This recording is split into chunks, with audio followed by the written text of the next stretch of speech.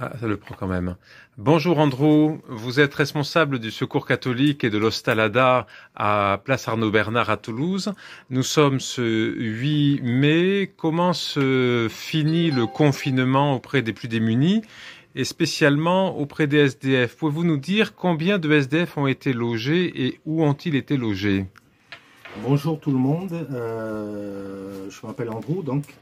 Le confinement, bon, nous en sommes à la 8e semaine, ça devient de plus en plus compliqué, surtout avec l'annonce du déconfinement qui va arriver le 11 juin. On a une petite cerise sur le gâteau, c'est-à-dire que la trêve hivernale va être prolongée jusqu'à fin juillet, ce qui veut dire que les gymnases resteront ouverts pour nos bénéficiaires.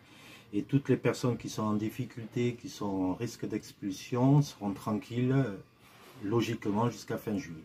D'accord. Point de vue des SDF qui auraient pu être logés sur Toulouse, les services de l'État ont ouvert énormément de lieux d'accueil et autres. Mais comme vous le constatez, dans les rues de Toulouse, nous avons encore énormément d'SDF qui circulent. Pourquoi? Parce que la problématique vient du fait qu'ils ont des animaux. Or, aucune structure actuelle, à ce jour, n'accepte les animaux, que ce soit les hôtels, que ce soit le gymnase ou autre. Nous avons tenté avec la mairie d'ouvrir un stade pour pouvoir les accueillir sous tente, pour bénéficier et des locaux pour se doucher et autres avec les animaux. Je ne sais pas où ça en est, pour l'instant, il n'y a rien dit. J'espère qu'on va un peu plus bouger parce que cette période de déconfinement est très floue pour nous. On est dans une expectative, D'accord. C'est très nébuleux.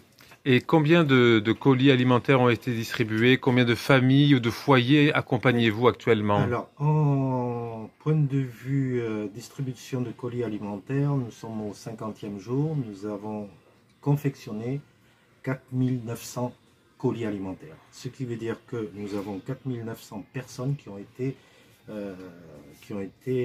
comment dirais-je, à qui on a donné des colis. Bon, il est vrai que dans les hôtels, les bidonvilles et autres, il y a la banque alimentaire, les restos du cœur qui sont chargés.